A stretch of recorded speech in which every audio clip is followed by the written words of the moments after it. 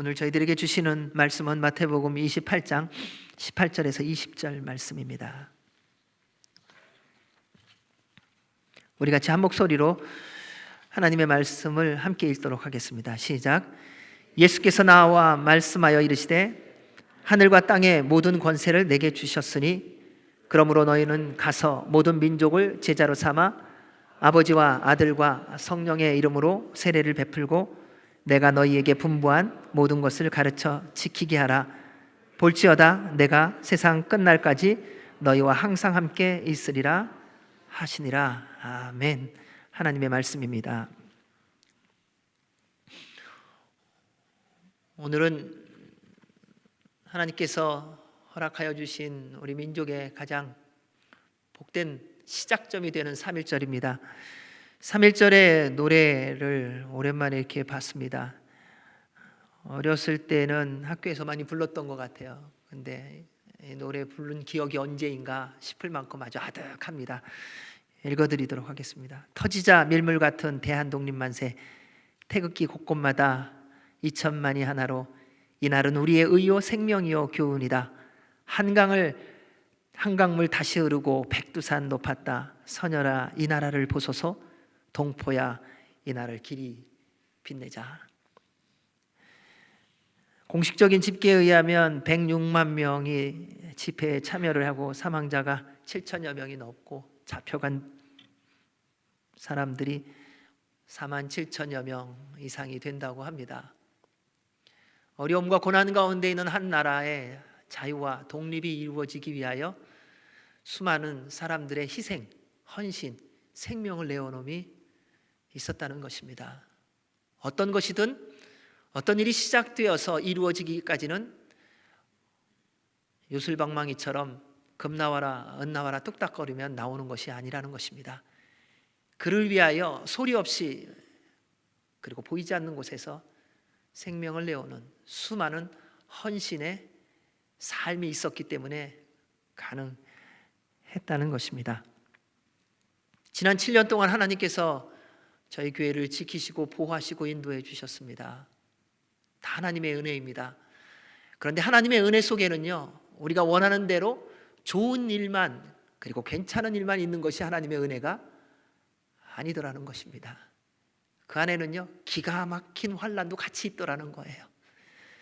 여호와는 나의 목자시니 내게 부족함이 없으리로다라고 고백한 그 고백은 어디서부터 나오냐면요, 사망의 음침한 골짜기를 걸어가 보았더니 나의 목자 되신, 우리의 목자 되신 살아계신 하나님께서 목자로서 그 사망의 음침한 골짜기를 넉넉히 이기며 안전하게 지나게 하셨다는 그 기가 막힌 환난을 겪고 나서 고백하더라는 거예요.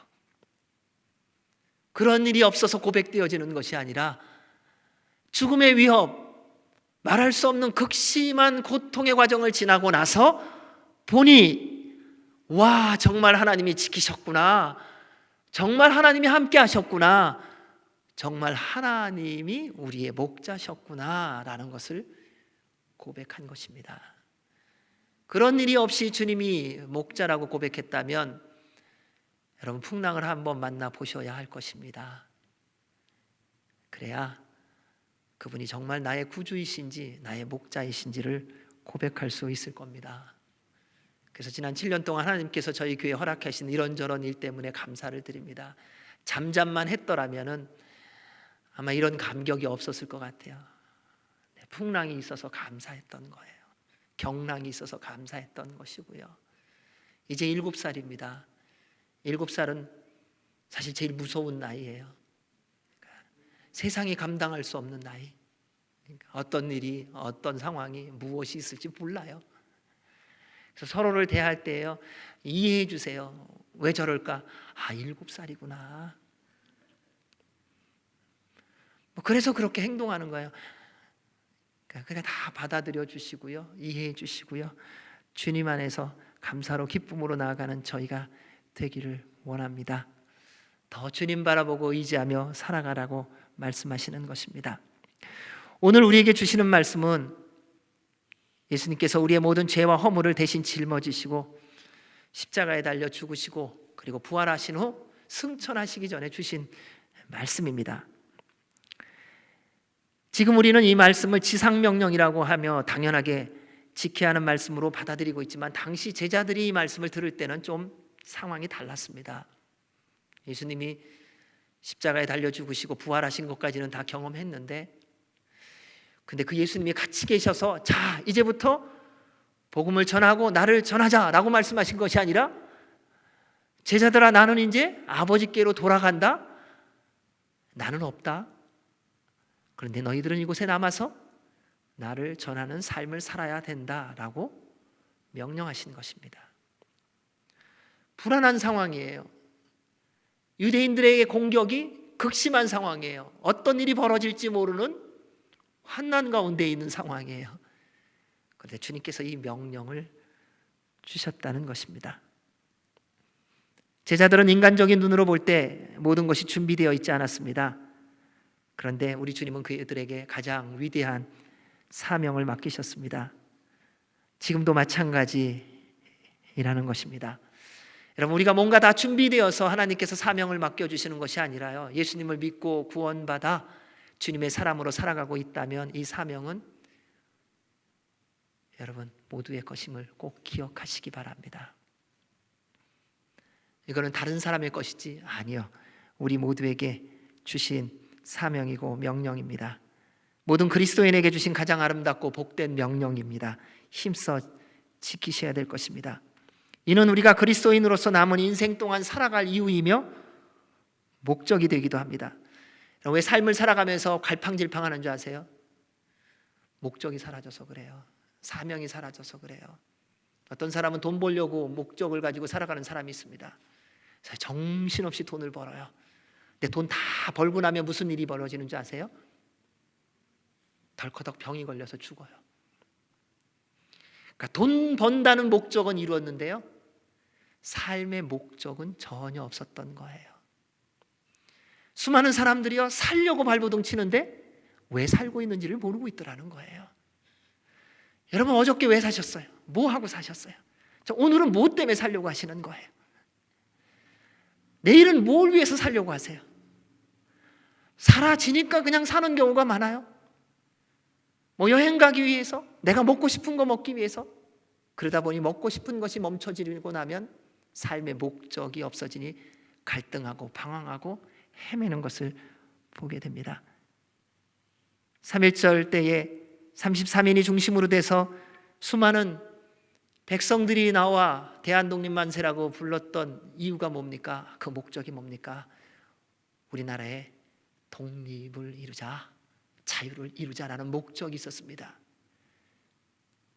함께 살아가는 이 민족을 위하여 하나님이 허락하여 주신 그 자유와 독립을 이루기 위하여 내 한 생명, 하나님의 뜻을 이루기 위하여 내어놓겠다는 것입니다. 이것이 삶의 목적이 되어야 한다는 것입니다. 그런데 우리 주님께서는 우리에게 그보다 더 위대한 명령을 주시고 삶의 목적을 주셨습니다.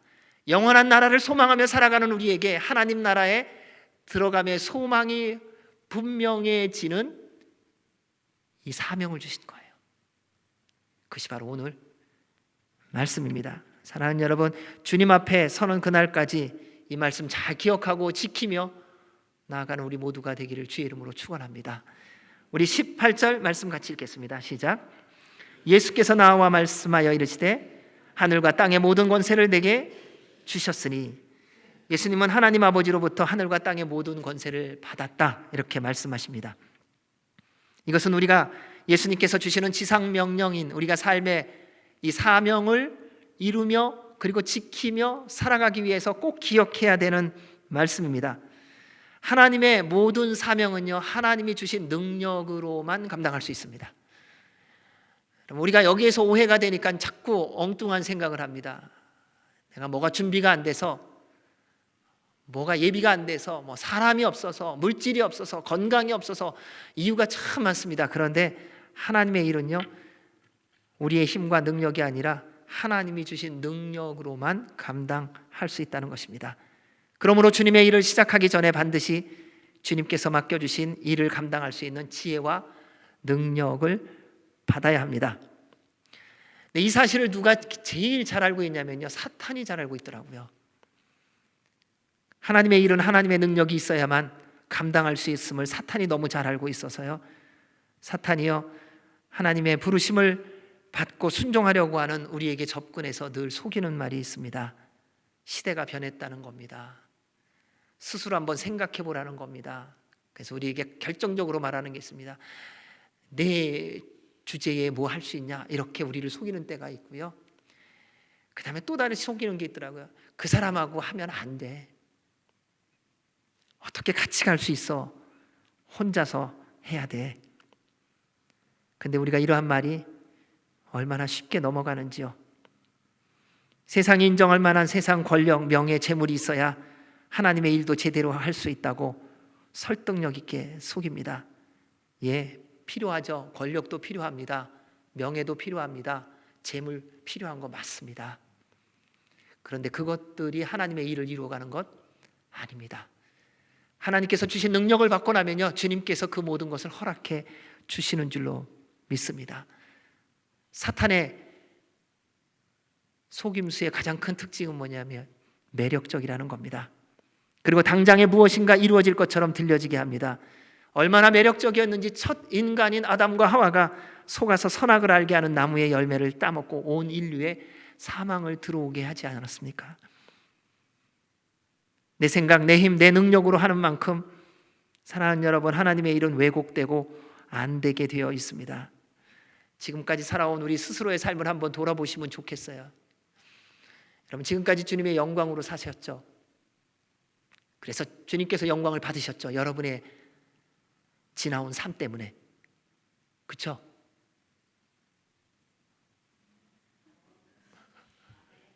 그런가요? 자, 우리가 왜 갈등을 갖습니까? 그런 부분도 있기는 하지만 분명히 그렇지 않은 부분도 많다는 것을 우리 스스로가 알거든요. 하나님의 영광이 되는 삶을 살지 않았다는 거 아니에요? 있지요. 그런데 하나님의 영광을 위하여 살지 않은 시간, 못한 시간이라는 표현이 아니라요, 하나님의 영광을 위하여 살지 않은 시간, 그 시간도 분명히 많다는 것을 우리가 알고 있지 않습니까? 그것에 대하여 우리가 주님 앞에 인정을 해 보아야 할 것입니다. 사랑하는 여러분, 하나님의 일은 하나님의 능력으로 하셔야 됩니다. 우리 하나님은요, 한 번도 우리의 실력, 우리의 능력, 우리 재물 요구하신 적 없으세요.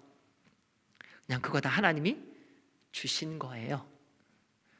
말씀 들을 때만 맞아요라고 하지 마시고요, 사랑하는 여러분, 일상 속에서 좀 그렇게 살아가시기 바랍니다. 교회 예배 드릴 때만 맞아요, 하나님이 주셨어요. 생명 주님이 주셨어요. 물질 주님이 주셨어요. 경력 주님이 주셨어요. 예배 시간에만 하나님 맞아요, 그래요, 주님이 주셨어요 이러고 저 문밖만 나가면은 다 내 거가 되는 그런 이중적인 삶을 살지 말라는 거예요. 주님 앞에서 예배드리며 그 고백을 했다면 일상의 삶 속에서도 똑같이 그렇게 살아가시라는 거예요. 그게 주님의 사람의 모습이라는 것입니다. 그래서 제일 먼저 해야 될 게요, 주님의 능력을 받으셔야 돼요. 여러분, 세상의 것 말고요, 먼저 주님의 능력을 받으시기를 주의 이름으로 축원합니다. 그리고 나서 세상에 필요한 것들을 주님이 공급하실 때 그걸 누리셔야 돼요. 이 순서가 바뀌어갖고 지금 문제가 됐더라고요. 그래서 이렇게 혼란스러워졌더라고요. 사랑하는 여러분, 주의 능력 받으시기를 주의 이름으로 축복합니다. 그 능력이 뭔지 아세요? 바로 성령 하나님이세요. 사도행전 1장 8절에 뭐라고 말합니까? 오직 성령이 너희에게 임하시면 너희가 권능을 받고 예루살렘과 온 유대와 사마리아와 땅끝까지 이르러 무엇이 되라고요? 내 증인이 되리라. 여러분, 하나님의 능력을 받으면 예수 그리스도의 증인의 삶을 살게 되어 있습니다. 그런데 그 능력이 무엇이냐? 성령 하나님이세요. 우리 하나님이세요. 여러분, 하나님이 능력이신 거예요. 우리 구주 예수 그리스도가 능력이신 거예요. 우리 성령님이 능력이신 거예요. 우리는 능력을 구하는데 무슨 능력을 구하고 계세요? 우리 주님이 분명히 말씀하세요. 내가 곧 능력이다. 사랑하는 여러분, 주님의 영을 충만히 받으시기를 주의 이름으로 축원합니다. 날마다 성령님 충만하기를 구하시기 바랍니다. 예수님께서 우리에게 주신 명령을 감당하려면 반드시 성령님 충만을 해야 합니다. 그러면요, 어딜 가든지요, 예수님 전하게 되어 있어요. 여러분, 언제 예수님 잘 전하셨어요? 잘 전했다는 건 뭐냐면요, 그냥 때를 얻든지 못 얻든지 전한 거예요. 누굴 만나든지 혹시 예수님 믿으세요? 혹시 예수님 믿으세요? 어떤 상황이 되든지 대화를 하면요, 그 대화가 어디로 가는 줄 아세요? 예수님 믿으세요? 사업 얘기를 했다가 얘기의 결론은 예수님이에요. 먹는 얘기를 했는데 얘기의 결론은 생명의 떡이신 예수님이에요. 음료수를 마시고 있는데 그 대화의 결론은 생수의 강이 되시는 예수님이 되는 거예요. 언제 그럽니까? 성령님 충만할 때예요.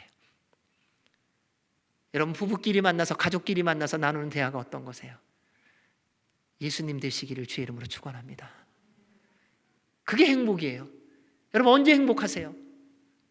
돈 많이 벌어서 집 몇 채 사갖고 자동차 내가 원하는 거 사서 행복하세요? 잠시는 행복한 것처럼 여겨질지 몰라요. 그렇지 않아요. 영원한 행복은 우리 주님께로부터만 오는 줄로 믿습니다. 그래서 늘 주님과 함께 하시기 바랍니다. 그를 위해 성령님 충만하십시오. 19절 20절 말씀 읽겠습니다. 시작. 그러므로 너희는 가서 모든 민족을 제자로 삼아 아버지와 아들과 성령의 이름으로 세례를 베풀고 내가 너희에게 분부한 모든 것을 가르쳐 지키게 하라. 볼지어다 내가 세상 끝날까지 너희와 항상 함께 있으리라 하시니라. 아멘. 성령님 충만하면은 주신 명령 그리고 행하여지는 순종함이 네 가지입니다. 네 가지의 동사로 되어 있는데 하나의 주동사에 세 가지의 동사가 따라옵니다. 모든 민족으로 제자를 삼으라는 이 주동사에 가라, 세례를 주라, 가르쳐 지키게 하라, 이게 따라가는 것입니다. 첫째, 예수님께서 보내시는 곳으로 가야 합니다. 제자리에 머물러 있으면 아무런 일도 일어나지 않습니다. 사랑하는 여러분, 여러분이 있는 곳에서 일어나 주님이 보내시는 곳으로 가시기 바랍니다. 그런데 기억해야 되는 건 아무 데나 가지 마세요. 아무 데나 가서 문제가 있습니다. 내가 계획한 곳으로 가는 것 아닙니다. 예수님께서 보내시는 곳으로 가셔야 합니다. 명령을 받은 자의 자세는 어떻게 해야 되냐면요, 명령한 분의 그 명령에 순종해야 되는 거예요.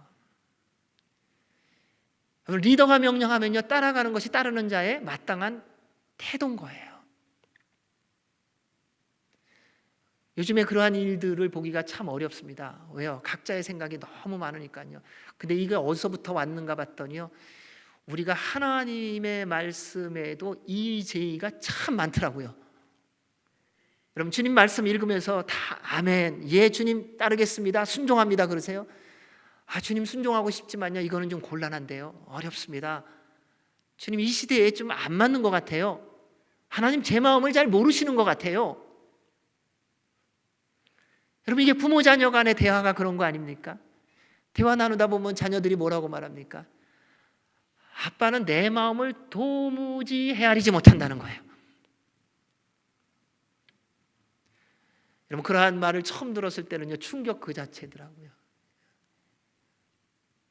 다 알고 있다고 저는 생각하고 있는데 자녀가 대화를 나누다가 툭 던진 한마디, 아빠는 지금까지 내 마음을 안 적이 한 번도 없다. 그게 얼마나 충격적이었는지요. 근데 그 기억을 하며 하나님 앞에서 취했던 제 태도를 보니까 얼마나 하나님 아버지의 마음을 아프게 했는지를 조금씩 기억나게 하시더라고요. 생명을 주셨어요. 살아갈 수 있도록 해주셨어요. 구하는 대로 응답하시며 축복해 주셨어요. 그런데 조금 마음에 안 드는 게 있으니까요, 하나님 앞에 원망하기 시작하고 불평하기 시작하고. 얼마나 아프실까 그분의 마음은. 사랑하는 여러분, 주의 말씀에 순종하는 은혜가 있기를 바랍니다. 하나님의 때가 되면 하나님께서 여러분에게 말씀하실 겁니다. 그러면서 성경의 인물들을 보니까요, 베드로라고 하는 인물이 있습니다. 그가 어느 날 기도하는데 하나님께서 그에게 환상을 보여주셨어요. 큰 보따리로, 보자기에 보따리로 3번씩이나 보여주시면서 부정한 음식을 보여주셨어요. 1번, 2번, 3번. 하나님, 저 이거 못 먹어요. 내가 정하다 한 것을 내가 부정하다 말하지 말아라. 그리고 이방인 백부장 고넬료의 집에 가라고 말씀하십니다. 그때 베드로가 순종합니다. 그것이 성령님 충만한 자가 주의 말씀에 순종하는 태도예요. 내가 살아왔던 삶의 패턴, 내가 지금까지 왔던, 내가 익숙했던 삶에서부터 하나님께서 말도 안 되는 것과 같은 명령이 있을 때에 그것을 구별하고 그것이 하나님의 명령인 줄 알고 믿고 순종하는 것, 그것은 성령님 충만할 때만 가능하더라고요. 그래서 성령님 충만하셔야 되는 거예요. 그리고 주님이 보내시는 곳으로 가시기 바랍니다. 아브라함을 보십시오. 우리 창세기 12장 1절 4절 말씀 같이 읽어보겠습니다. 시작. 여호와께서 아브라함에게 이르시되 너는 너희 고향과 친척과 아버지의 집을 떠나 내가 내게 보여줄 땅으로 가라. 4절. 이에 아브라함이 여호와의 말씀을 따라갔고 롯도 그와 함께 갔으며 아브라함이 하란을 떠날 때에 75세였더라. 사랑하는 여러분, 하나님이 여러분이 보내시는 곳 어디든지 가시기 바랍니다. 그리고 아무리 가고 싶은 곳이 있어도요, 하나님이 말씀하시지 않았으면 가지 마세요. 아무리 좋아도요. 우리는 가라, 그러니까 무조건 다 가라에만 해갖고요, 그렇게 하는데 아니요. 가라는 것은요, 가지 말아야 될 곳은 가지 않는 것을 전제하는 것입니다. 그리고 말해요. 나 하나님이 가라는 곳으로 갔다는 거예요. 단기 선교도 갔고 다른 사람 봉사하는 곳에도 갔고, 예, 잘하셨습니다. 그런데 그 말씀은 뭐냐면요, 가지 말아야 될 곳은 가지 않는 것을 또 포함하는 것입니다. 그럼 가지 말아야 될 곳은 가지 마셔야 됩니다. 양다리진 걸치지 마세요. 세상도 가고 또 하나님 나라인 곳 같은 곳도 가고 그런 식으로 하지 마시고요, 주님이 보내시는 곳으로만 가는 우리 모두가 되기를 바랍니다. 그곳이 어딘 줄 아세요? 지금 여러분의 가정이에요. 여러분 가정을 회복하시기 바랍니다. 하나님이 여러분의 가정으로 가장 먼저 보내셨다는 거 기억하세요. 지금 일하시는 일터예요. 그 일터에서 하나님의 복음을 전하고 주의 말씀을 이루어가는 삶을 살지 못한다면 어디를 가도 안 돼요. 하나님이 섬기게 하신 일터에서 하나님의 나라가 회복되도록 섬기십시오. 그럼 또 어디로 보내시는지 아세요? 교회예요. 하나님의 교회라고 하는 믿음의 공동체 안에서 하나님의 나라가 이루어지도록 예수 그리스도의 복음이 서로 나눠져야 될 줄로 믿습니다. 그 은혜가 있는 주의 몸된 공동체가 되기를 주의 이름으로 축원합니다. 둘째는 아버지와 아들과 성령의 이름으로 세례를 베푸라는 것입니다. 세례는 성부, 성자, 성령의 이름으로 받습니다. 하나님과 여러 증인들 앞에서 고백하며 받는 것입니다. 한번 세례를 받으면 다시 돌아올 수 없는 다리를 건너는 것과 마찬가지입니다. 당시 유대인들은 예수님을 믿으면 출교당했습니다. 버림받았습니다. 가족에서 쫓겨났습니다. 여러분, 지금도 우리 그럴 수 있을까요?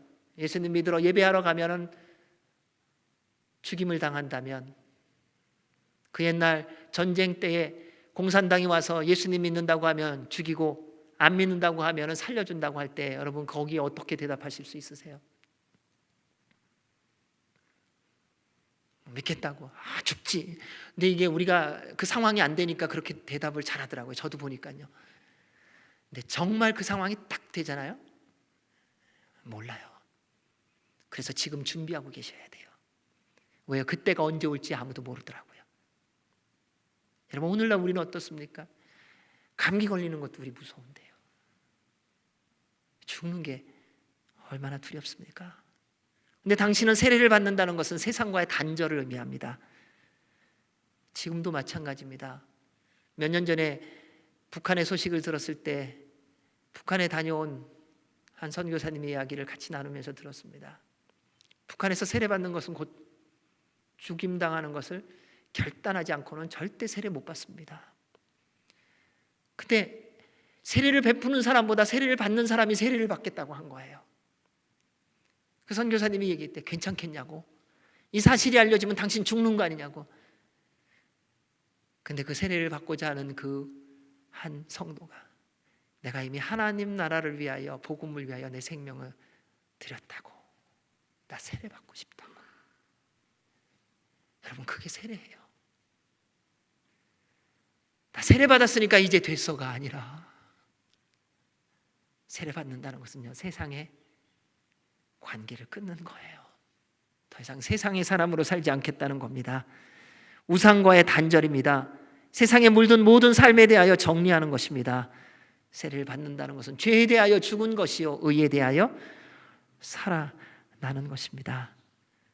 따라서 사랑하는 여러분, 세례받은 자답게 사십시오. 이제는요, 적당히 살아가지 마시기 바랍니다. 여러분, 세상과 관계없는 분들이세요. 죄와 상관없는 분들이시라는 거예요.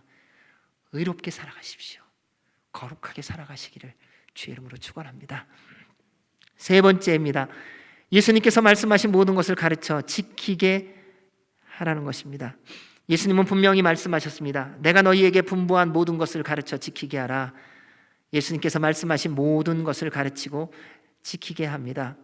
어디를 가든지 누구를 만나든지 우리가 전해야 되는 모든 말은 예수님이어야 합니다. 표현은 다양하게 사용되어질 수 있습니다. 그런데 모든 말은 예수님으로 귀결 정리되고요, 그렇게 마무리되어야 됩니다. 여러분, 이게 구태의연한 것 같죠? 고리타분한 것 같죠? 요즘에 그렇게 얘기해서 누가 듣냐고 이렇게 얘기하죠. 그래도 예수님을 전해야 되더라고요. 사람들 모이게 하기 위해서 말씀이 왜곡되어서 오늘날 교회가 이렇게 엉망진창된 거 아닙니까? 여러분, 내가 듣고 싶은, 내가 복음을 듣기 위해서 교회에 모여서 내가 신나면, 내 마음이 감동을 받으면 그 예배가 하나님이 받으셨다고 우리 착각한 거 아니었습니까? 그래서 내 마음에 들지 않으면 언제든지 그만둘 수 있는 것이 예배 아니었습니까? 내 기분에 맞지 않는 것이라면 어떤 것이도 그것은 받아들이지 않는 것이 우리의 태도 아니었습니까? 그런데 하나님이 받으시는 예배는 신령과 진정이라고 말씀하셨고, 거룩한 흠이 없는 예물이라고 말씀하셨어요. 신나는 거라고 말씀 안 하셨더라고요. 너네들이 좋아하면 그거 내가 기뻐 받는다고 말씀 안 하셨더라고요. 우리는 하나님의 말씀조차도요, 취사 선택을 해갖고요, 사람들이 좋아할 만한 건 얘기하고요, 싫어할 만한 거 다 빼지 않습니까? 회개하라고 말하는 것이 얼마나 어려운 시대가 되어버렸습니까? 지금은 회개하라고 말하지만 뭐 회개하라는 것입니까? 여러분, 회개해야 된다고 여러분 스스로도 생각하지만 뭘 회개하고 계십니까? 우리는요, 말씀조차 우리가 원하는 것과 우리가 원하지 않는 것으로 구별해 갖고요, 가르치고 그렇게 살아가려고 하고 있더라고요. 근데 우리 예수님이 말씀하셨어요. 그러지 말아라. 내가 너희에게 분부한 모든 것 다 가르쳐 지키게 하라. 정말 요즘에 말씀 보면서 무서운 건 뭐냐면요, 이러다가 우리 정말 구원 받을 수 있을까 싶어요. 이렇게 살다가. 여러분, 교회 나왔다고 구원 받는 거 아니잖아요. 열심히 봉사했다고 구원 받는 거 아니잖아요. 여러분, 왜 죽음이 두려운 줄 아세요? 하나님 나라가 분명히 있고 그분이 나를 부르시는 날이 언제든지 그 날을 기쁨으로 소망 가운데 기다리고 있다면 사망의 물결이 밀려온다 할지라도 그것이 두려움이 될까요? 우리는 정말 구원받은 자로서 살고 있는가 한번 돌아보고 점검해 보아야 될 필요가 있더라고요. 세상이 이렇게 혼란스럽고 혼돈한 이 시대에 하나님께서 우리에게 말씀하시는 경고는 사랑의 부르심이더라고요. 주님께로 돌아오라고요. 죄악에 물든 모든 삶으로부터 회개하고 주님께로 돌아오라고요. 어느 틈엔가 익숙해버린 세속적인 삶에서부터 회개하고 돌아오라는 거예요. 돈을 사랑함이 일만하게 뿌리라고 했건만 우리는 여전히 돈을 사랑하고 살고 있고요. 세상의 명예와 권력은 한순간에 사라지는 것이라고 말했건만 여전히 세상의 명예와 권력에 붙잡혀서 그것을 취하기 위하여 정신없이 살아가고 있는 우리들 아닙니까? 그러면서 우리는 거기에 또 예수님 말씀도 적당하게 포장해서 왜곡시켜서 말하고 있지 않습니까? 다 하나님이 이루어 주시는 거라고. 주님께서 영광을 받으시기 위하여 명예를 주시고 권력을 주신 거 아니냐고. 괜찮다고. 그 정도 권력으로, 그 정도 명예를 가지고, 그 정도 재력을 가지고, 그 정도 속이고, 그 정도 악한 일 했다면 대단한 거라고. 거룩한 촉에 속한다고. 천만에요. 우리 하나님 절대로 그렇게 말씀 안 하십니다. 우리 하나님은 99가지를 잘했다 할지라도 한 가지를 죄를 졌다면 우리에게 말씀하시는 게 뭔지 아세요? 내가 죄인이다, 회개하라. 여러분, 주님 앞에 적당히 나아가지 마시기 바랍니다. 주님은요, 완전한 것을 원하시는 분이세요.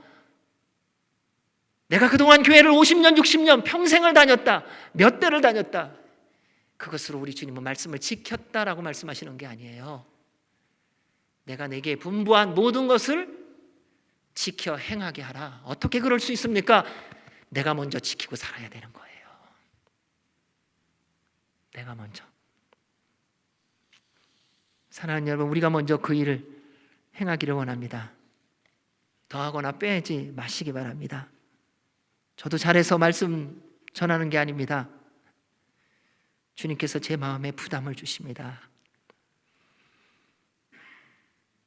너 살려고 발버둥 치지 말라고 말씀하시더라고요.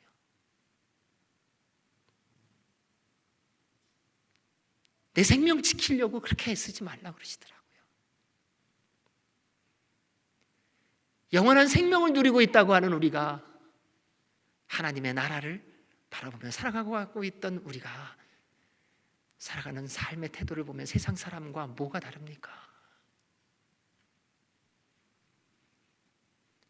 우리 주님이 너무 분명히 말씀하세요. 내가 내게 분부한 모든 것을 다 가르쳐 지키게 하라.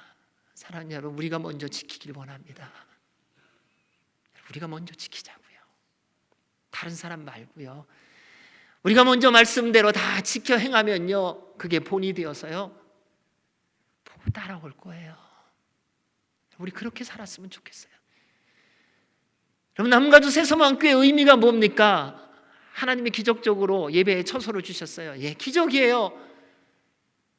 건물은 생겼는데 하나님이 계시지 않는다면 껍데기 아니겠습니까? 무슨 소용이 있어요? 여기에 수백 명이 모인들 무슨 가치가 있어요? 살아계신 하나님이 우리와 함께하고 계시지 않는다면.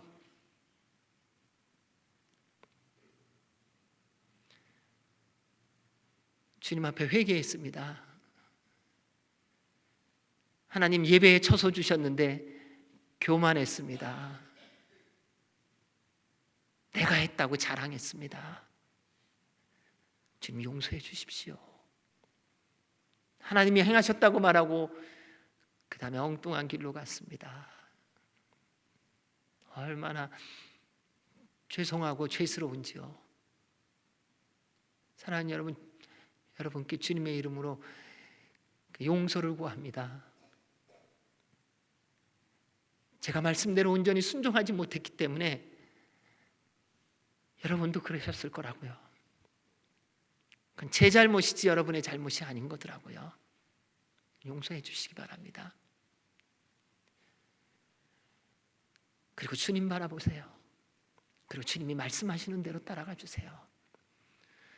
주께서 보여주신 대로 좀 가세요. 사람 보지 마시고요. 하나님께서 여러분에게 말씀하시고 여러분의 심령 가운데에 주신 그 말씀 따라 살아가세요. 그래서 주님 만나야죠. 그래서 주님의 영광이 돼야죠. 저 여러분이 그러한 하나님의 사람들이 되기를 바랍니다. 그를 통해 마지막으로 우리 모두가 만나는 모든 사람들을 예수 그리스도의 제자로 삼아야 할 것입니다. 우리 하나님은 이렇게 말씀하셨습니다. 하나님은 모든 사람이 구원을 받으며 진리를 아는 데 이르기를 원하느니라. 사랑하는 여러분, 복음을 전한다는 것은 예수님의 십자가와 부활 그리고 다시 오심을 전하는 것입니다. 그래서 예수님 제자 만드는 것입니다. 주님의 이름으로 부탁드립니다. 주님의 제자 되시기 바랍니다. 저도 인간적으로 생각하면 여러분이 저를 좋아해 주고 인정해 주고 지지해 주는 거 왜 좋아하지 않겠어요? 좋죠. 힘들어하고 어려워하고 반대하는 분이 있으면 제 마음도 힘들죠. 그런데 다시 이 말씀을 통해 7주년을 생각하면서 내가 잘못된 거 여기 있었구나. 여러분, 예수님 제자 되셔야 됩니다. 하나님의 사람 되셔야 됩니다. 다른 거 말고요. 우리 교회 좋아 이런 얘기 없어도 좋겠더라고요. 한 가지는 있어야 돼요. 우리 교회는 주님의 교회다. 우리 교회는 주님의 제자된 교회다. 사랑하는 여러분, 앞으로 남은 인생 동안에 전도하시면서 여러분 사람 만들지 마시기 바랍니다. 주의 이름으로 부탁드립니다. 여러분 내 편 만들지 마세요. 예수님의 제자 되게 하세요. 이게 진짜였더라고요. 내가 도와줬는데 나를 미워해. 왜 미워하는 줄 아세요? 내가 잘못된 길로 가서 미워하는 거예요. 돌아오라고요. 내가 그렇게 잘해줬는데 나의 의견에 반대해. 왜 반대하는 줄 아세요? 그게 하나님의 은혜였더라고요. 어디선가 삐뚤은 길로 갔었구나. 그래서 하나님이 돌아오라고 말씀하시는 거였구나. 사랑하는 여러분, 복음을 전하되 주님의 사람 만드시기 바랍니다. 그래야 주님이 기뻐하십니다. 지난 7년을 주님께서 인도해 주셨습니다. 여러분 모두 한 분 한 분에게 진심으로 주의 이름으로 감사드립니다. 부족한 사람과 함께 주님을 바라보며 지난 모든 시간 4년 가까이 함께 걸어오셨어요. 너무 감사드려요. 기도해 주셨고요. 헌신해 주셨고요. 희생해 주셨고요. 그리고 기다리시고 또 지금도 함께 하고 계시고요. 근데 이제부터 다시 새롭게 시작해야 되더라고요. 하나님이 우리에게 사명을 주셨더라고요. 우리 교회 부흥하는 사명이 아니라요, 예수 그리스도의 복음을 전하는 사명, 생명을 전하는 사명, 세상의 어떤 것과 바꿀 수 없는 이 사명을 우리에게 주셨어요. 여러분 다시 예수 그리스도의 이름으로 일어나시기를 주의 이름으로 축원합니다. 이제 남은 평생이 그리스도의 증인의 삶을 살아가는, 그래서 주님 앞에 서는 그날 우리 주님이요 한 사람 한 사람씩 맞아줄 거예요. 저 그거를 꿈꿔봐요. 주님이 부르셨을 때 아빠 감사합니다 그때 주님이 하나 주시면서 하시는 말씀, 성원아 잘 왔다, 수고했다, 애썼다, 나와 함께 가자. 여러분 우리 모두 다 주 앞에 서는 그날 잘하였도다 착하고 충성된 종아, 내가 작은 일에 충성하였으니 나의 잔치에 참여하자라는 주님의 인정과 칭찬을 듣는 저와 여러분이 되시기를 주의 이름으로 축원합니다. 아멘. 기도하겠습니다. 하나님 아버지 감사합니다. 하나님 아버지 사랑합니다. 하나님 아버지 고맙습니다. 지난 7년 동안 지키시고 보호해 주셔서 감사하고, 이제 주님 앞에 서는 그날까지 우리를 인도하시고 보호하시고 함께 하실 것이기에 감사합니다. 주님과 함께 동행하는 매일매일이 되게 하시고 우리 모두 다 주 앞에 서는 그날까지 예수 그리스도의 증인의 삶 살게 하여 주시옵소서. 예수님 이름으로 기도하옵나이다. 아멘.